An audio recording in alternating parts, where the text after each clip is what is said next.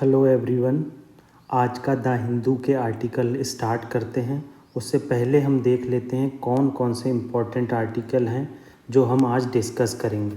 पहले हम आर्टिकल 3 के बारे में डिस्कस करेंगे जो हमारे कॉन्स्टिट्यूशन का इम्पोर्टेंट आर्टिकल है। आर्टिकल 3 बताता है कि कैसे किसी स्टेट में बॉर्डर को डिमिनिश किया जाएगा, अल्ट्रेशन किया जाएगा, ये सब चीज़ें बताता है। ये सब हम आज देखेंगे कि कैसे किस स्टेट में जो है डिमिनिश होता है किसी स्टेट का एरिया। कैसे आर्टिकल 3 में स्टेट लेजिस्लेचर की जो इम्पोर्टेंस है वो बताई गई है कि कैसे हम उसके व्यू लेंगे। और अदर इम्पॉर्टेंट आर्टिकल जो कोचिंग इंस्टीट्यूट हैं राजस्थान के, उसमें डीएम का आदेश है, कोटा के डीएम का, कि यहाँ पर कोई भी प्रैक्टिस टेस्ट नहीं कराया जाए।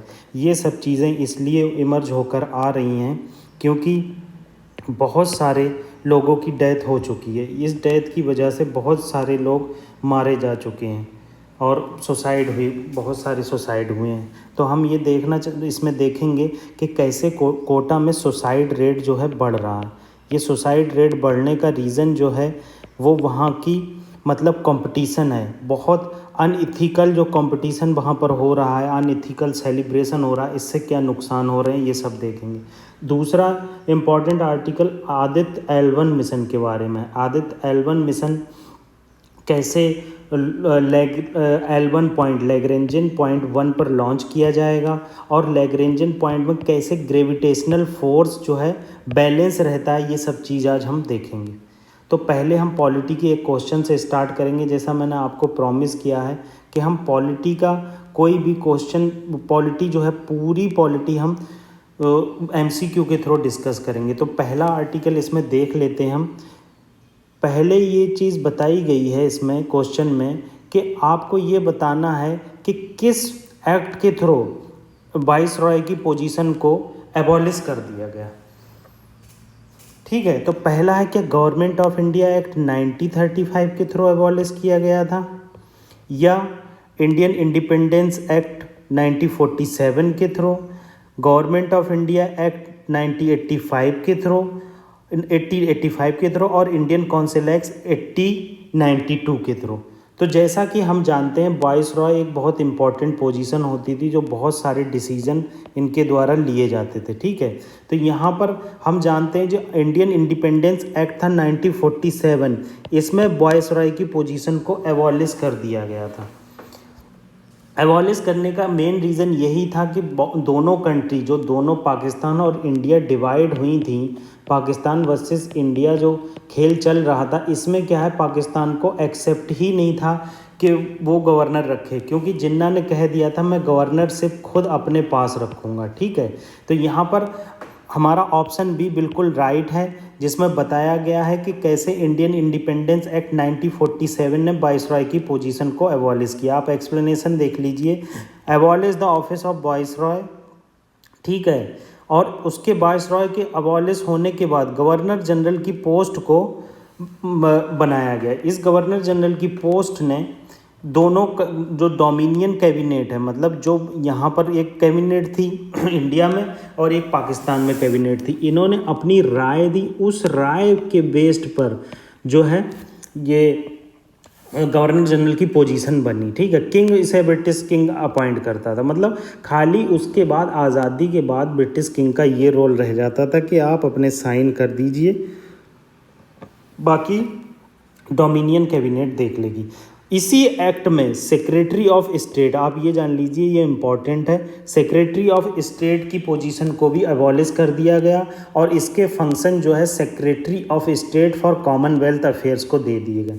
हम जैसे जानते हैं कि ब्रिटिश की जितनी कॉलोनी थी, उस कॉलोनी को लेकर ब्रिटिशर्स ने एक कॉमनवेल्थ नेशन का ऑर्गेनाइजेशन बनाया था, तो इंडिया ने इसको ज्वाइन किया था और सेक्रेटरी ऑफ स्टेट का function secretary of state for Commonwealth affair को दे दिया गया था कि आज से आप सेक्रेटरी ऑफ कॉमनवेल्थ अफेयर हैं, आप ही इस चीज़ को देखेंगे।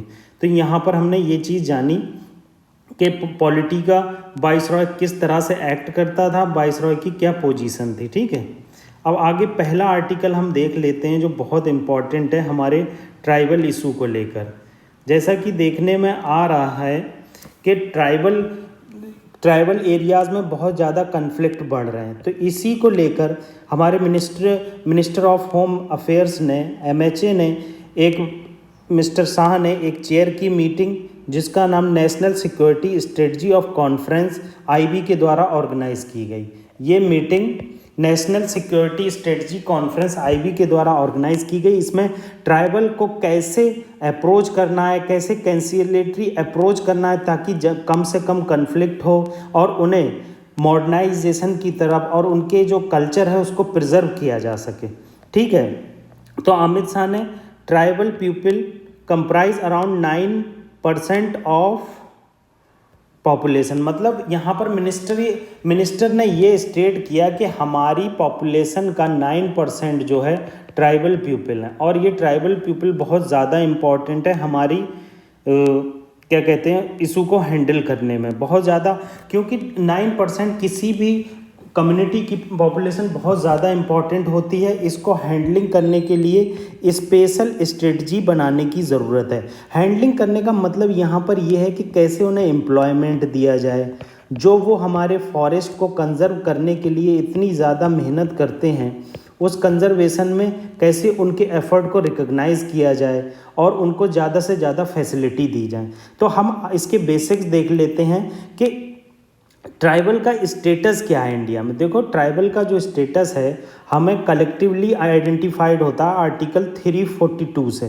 342 शेड्यूल ट्राइब का हमें बताता है कि शेड्यूल ट्राइब का स्टेटस इंडिया में क्या है। ठीक है, अब देख लीजिए, जैसा कि मैंने आपको बताया है ट्राइबल की सेंसस टू सेंसस बहुत ज़्यादा पॉपुलेशन धीरे धीरे बढ़ रही है। ठीक है, अराउंड 9% ऑफ टोटल पॉपुलेशन है हमारी इंडिया की ट्राइबल की। ठीक है, इनका सिग्निफिकेंस क्या है, इंडिजीनियस कम्युनिटी कैसे हमारे बायोडाइवर्सिटी को कंजर्व करती, इससे रिलेटेड एक ये चीज़ देख लेते हैं। देखो, ये सेफगार्ड करती है बायोडाइवर्सिटी। बायोडाइवर्सिटी कैसे सेफगार्ड करती है, देखो, ये इंडिजीनियस लोग हैं पहली बात तो सॉरी, इंडिजीनियस लोग हैं। तो इंडिजीनियस लोग जो होते हैं वो पूरी टैक्टिक जानते हैं कि कैसे किसी भी चीज़ को कंजर्व करना है। तो इसलिए ये चीज़ इम्पॉर्टेंट हो जाती है कि सेफगार्ड बायोडाइवर्सिटी का कैसे किया जाएगा, ये चीज़ देखने की होती है। तो ये चीज़ बताई गई है कि ट्राइबल जो है 80% of the world remaining biodiversity they safeguarded, मतलब इनके द्वारा 80% वर्ल्ड की बायोडाइवर्सिटी सेफगार्ड की जाती है। इसीलिए फॉरेस्ट राइट एक्ट 2006 जो गवर्नमेंट ऑफ इंडिया लाई थी ट्राइबल के राइट से रिलेटेड, रेजिडेंशियल राइट से रिलेटेड, वो इसीलिए लाई गई थी कि इनके राइट को कंजर्व किया जा सके। ठीक है, अब देखो, मैंने जैसे आपको बताया कि इनके पास एंसेस्ट्रल नॉलेज होती है, एक्सपर्टीज़ होती है जो मिटिगेट करती है क्लाइमेट चेंज को, डिज़ास्टर को, इन सब चीज़ों में इनका बहुत बड़ा यूज़ होता है। ठीक है, अब अगला पॉइंट देखिए, इंडियाज़ इथनिक पीपल है play vital role preserving biodiversity. वही बात बताई गई है कैसे बायोडाइवर्सिटी को प्रिजर्व करते हैं। अब इम्पॉर्टेंट चीज़ जो प्रीलिम्स के लिए बहुत इंपॉर्टेंट है, अक्सर UPSC बहुत ज़्यादा पूछता है, तो ये देख लेते हैं एजुकेशनल और कल्चरल सेफगार्ड इनके कहाँ पर दिए गए हैं। देखो, एजुकेशनल सेफगार्ड तो आर्टिकल 15 क्लॉज 4 में दिए गए हैं। जैसा कि अमेंडमेंट के बाद अदर बैकवर्ड क्लासेस को स्पेशल प्रोविज़न प्रोवाइड किया गया एजुकेशन में एडवांसमेंट के लिए, तो उसमें ST को भी इंक्लूड किया गया। आर्टिकल 29 में माइनॉरिटी के इंटरेस्ट प्रोटेक्ट होते हैं, उसमें ST के भी इंटरेस्ट प्रोटेक्ट होते हैं, जो कल्चरल है, स्क्रिप्ट है, एजुकेशनल पर्पजेस के प्रोटेक्शन है, वो सब। आर्टिकल 47 कहता है educational and economic interest of the weaker section particular schedule caste and schedule tribe, मतलब ये चीज़ कह रहा है कि स्पेशल केयर की जाएगी एजुकेशन और इकोनॉमिक इंटरेस्ट जो हैं किसी भी शेड्यूल कास्ट और शेड्यूल ट्राइब के पर्टिकुलर। उसके बाद जो है OBC वगैरह को देखा जाएगा। ये सब जो DPSP में आर्टिकल रखे गए हैं उसका रीज़न यही है कि ये बहुत ज़्यादा बैकवर्ड कम्युनिटीज़ हैं, इनका कल्चर जो है वो इंडिजीनियस है, जो फॉरेस्ट पर डिपेंड है, इसको एजुकेशनली और इकोनॉमिकली प्रोटेक्ट करने के लिए उनको ज़्यादा से ज़्यादा फैसिलिटी दी जाती हैं। आर्टिकल 350 देख लीजिए, डिस्टिंक्ट लैंग्वेज, स्क्रिप्ट और कल्चर को प्रोटेक्ट करता है, ठीक है। पॉलिटिकल सेफगार्ड, ये बहुत इंपॉर्टेंट है। पॉलिटिकल सेफगार्ड इसलिए इम्पॉर्टेंट है क्योंकि जो इंडो एंग्लो कम्युनिटी थी उसकी एक सीट को लोकसभा और स्टेट लेजिस्लेचर में रिमूव कर दिया गया। तो उसके बाद ये दोनों आर्टिकल बहुत चर्चा में, आर्टिकल 330 और आर्टिकल 332। आर्टिकल 330 बात करता है रिजर्वेशन ऑफ सीट की लोकसभा में, और आर्टिकल 332 बात करता है स्टेट लेजिस्लेचर में रिजर्वेशन। आर्टिकल 243 रिजर्वेशन इन पंचायत की बात करता है। ये आपको आर्टिकल बिल्कुल रटे होना चाहिए, बहुत इंपॉर्टेंट है, ठीक है।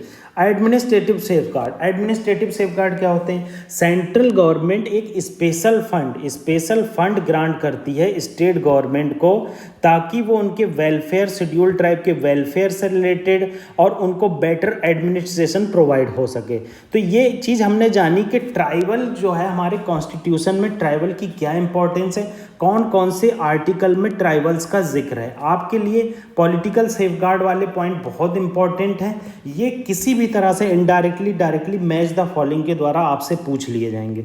अगला आर्टिकल हम देखते हैं नीरज चोपड़ा के बारे में।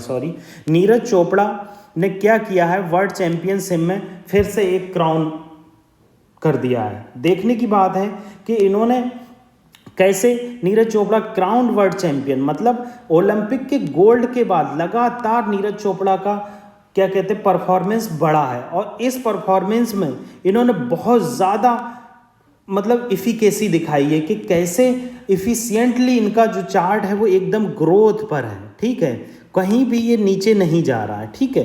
तो ये चीज़ देखते हैं हम, नीरज चोपड़ा का बेसिक जान लेते हैं कि इन्होंने ओलंपिक में तो गोल्ड मेडल पाया ही है, मगर वर्ल्ड चैंपियन ट्रॉफी में 88.17 मीटर का थ्रो करके, जेवलिन थ्रो करके यहाँ पर रिकॉर्ड जड़ दिया है, ठीक है, और इन्हें यहाँ पर भी एक अच्छा गोल्ड मेडल मिला है, ठीक है। नीरज चोपड़ा का जन्म 24 दिसंबर 1997 में हुआ था, और इन्होंने ओलंपिक चैंपियन में गोल्ड मेडल पाया, उसके बाद वर्ल्ड चैंपियन में और डायमंड लीग में जेवलिन थ्रो में बहुत सारे मेडल पाए। यही सब बातें यहाँ बताई गई हैं कि कैसे वो फर्स्ट एशिया के फर्स्ट विनर बने, तो गोल्ड मेडल वर्ल्ड चैंपियनशिप, ठीक है। वर्ल्ड चैंपियनशिप में गोल्ड मेडल पाने वाले एशिया के पहले ऐसे आदमी बने जिन्होंने जेवलिन थ्रो में गोल्ड मेडल पाया, ठीक है। यही सब बातें यहाँ पर बताई गई। अगला आर्टिकल बहुत ज़्यादा इंपॉर्टेंट है, रिलेटेड टू है प्रोजेक्ट टाइगर और प्रोजेक्ट एलिफेंट। जैसा कि हम जानते हैं प्रोजेक्ट टाइगर और प्रोजेक्ट एलिफेंट की डिवीज़न को मिक्स कर दिया गया।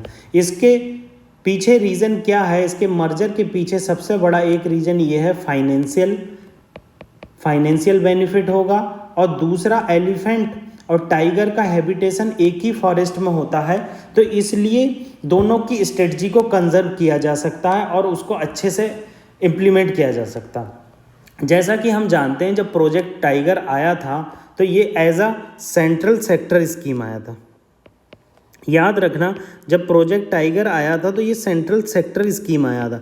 बाद में प्रोजेक्ट टाइगर स्कीम को बदलकर सेंट्रल स्पॉन्सर्ड स्कीम कर दिया गया था। सेंट्रल सेक्टर और सेंट्रल स्पॉन्सर्ड स्कीम में यही डिफरेंस है कि सेक्टरल स्कीम में सेंट्रल गवर्नमेंट पूरा फंड देती है, जबकि सेंट्रल स्पॉन्सर्ड स्कीम में सेंट्रल गवर्नमेंट 60% देती प्लेन एरिया को और 90% देती हिली एरिया को, और यूटीज़ को 100% देती यूटीज़ को, ठीक है। तो यही चीज़ यहाँ पर बताई गई है कि कैसे project tiger PM Indira Gandhi ने फर्स्ट टाइम लॉन्च किया 1 अप्रैल 1973 में जिम कॉर्बेट पार्क से, ठीक है। From Jim Corbett national park Uttarakhand project tiger launch किया गया 1973 में।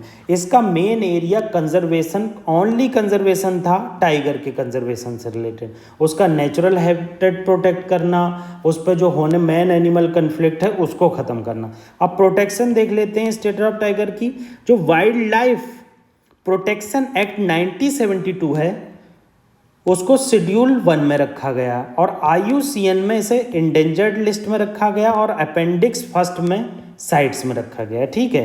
प्रोजेक्ट एलिफेंट 1992 में लॉन्च हुआ और ये as a central sponsored scheme launch किया गया, ठीक है। मिनिस्ट्री, और ये सब ministry of environment forest climate change के द्वारा देखा जाता है। तो यहाँ पर हमने जाना कि कैसे प्रोजेक्ट टाइगर और प्रोजेक्ट एलिफेंट की डिवीज़न को मर्ज कर दिया गया है, और उसके मर्जन का मेन रीज़न एलिफेंट और टाइगर की जो इम्पोर्टेंस है, जो जहाँ पर वो रहते हैं उसके हैबिटेट को प्रोटेक्ट करना, मैन एनिमल कन्फ्लिक्ट को ख़त्म करना और प्रोजेक्ट को स्ट्रेंथन करना, ये मेन पर्पज़ है। यहाँ पर हमने जाना कि कब प्रोजेक्ट टाइगर लॉन्च किया गया, प्रोजेक्ट एलिफेंट कब लॉन्च किया गया। जैसा कि मैंने आपको पहले न्यूज़पेपर के फ्रंट पे बताया था कि हम आर्टिकल 3 के बारे में डिस्कस करेंगे।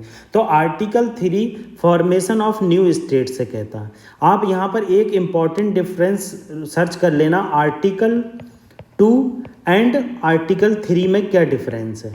जहाँ तक मुझे याद आ रहा है, मैं गलत भी हो सकता हूँ, उसके लिए सॉरी, मगर मैं 90% राइट ही होऊंगा। आर्टिकल 2 जो है मर्ज करता है फॉरेन टेरिटरी को, ठीक है, जबकि आर्टिकल 3 जो है इनर स्टेट की बात करता है। मतलब ये हम फॉरेन टेरिटरी को मर्ज करेंगे तब आर्टिकल 2 अप्लाई होता है, और जब हम इंटरनल चेंजेस करेंगे, किसी की बाउंड्री बदलेंगे, नेम बदलेंगे, साइज डिमिनिश करेंगे, अल्टर करेंगे और नेम को अल्टर करेंगे, तब आर्टिकल 3 का यूज़ होता है, ठीक है। यहाँ पर यही चीज़ इम्पॉर्टेंट है। अगला पॉइंट जो है, अगला आर्टिकल फ्रंट पेज पे हमने देखा था, आदित्य L1 मिशन से रिलेटेड था। आदित्य L1 मिशन जो है इंडिया 2 सितंबर को लॉन्च कर रही है, और ये लैग्रेंजे पॉइंट L1 पर जाकर स्टे करेगा। मैं आपको बताऊंगा लैग्रेंजे पॉइंट क्या होता है। अब ये देख लीजिए ऑब्जेक्टिव क्या है। आदित्य L1 स्टडी करेगा सन की कोरोना को, सन के फोटोस्फीयर को, क्रोमोस्फीयर को, सोलर इमिशंस जो होती हैं, सोलर विंड और फ्लेयर्स जो निकलती हैं, और कोरोनल मास इजेक्शन जो होता है, इसका मेन ऑब्जेक्टिव है। ऑब्जेक्टिव वो होता है जिसको हम ज़्यादा से ज़्यादा अचीव करना चाहते हैं। तो यहाँ पर मेन चीज़ देख लीजिए, ये जो चीज़ दिखाई गई है ये कोरोना है। यहाँ पर सन आउटर एटमॉस्फेयर है which extend million of kilometre into outer space, मतलब बहुत ज़्यादा एक्सटेंड होता है, ठीक है।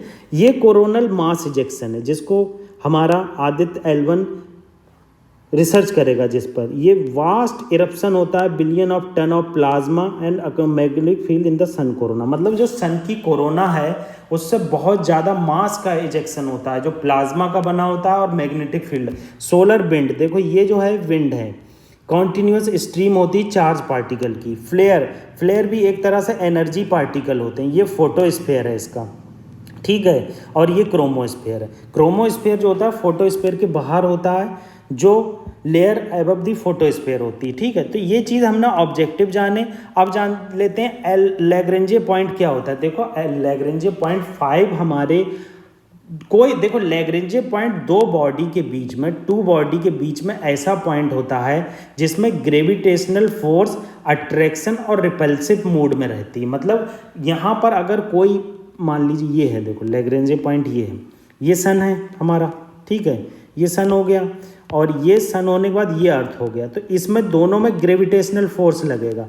तो ये ग्रेविटेशनल फोर्स आउटर और मतलब रिपल्सिव और जो होता है खींचने वाला होता है, कुछ देर खींचता है, कुछ छोड़ता है, खींचता है। तो इस तरह से ये जो पॉइंट होता है ये बैलेंस मूड में आ जाता है। अगर यहाँ पर हम किसी भी चीज़ को अगर लॉन्च करते हैं तो ये स्टेबल मूड में रहती है, और यहाँ से हमारे फ्यूल का खर्चा बहुत कम हो जाता है, क्योंकि स्टेबिलिटी के लिए हमें एक्स्ट्रा फ्यूल नहीं देना पड़ता। इसी तरह से हमारे पास 5 लैग्रेंजे पॉइंट हैं, L1, L2, L3, L4 and L5। तो ये चीज़ यहाँ पर बताई गई कि लैग्रेंजे पॉइंट क्या होता है, कैसे रिड्यूस करता है हमारे फ्यूल के कंजम्पशन को।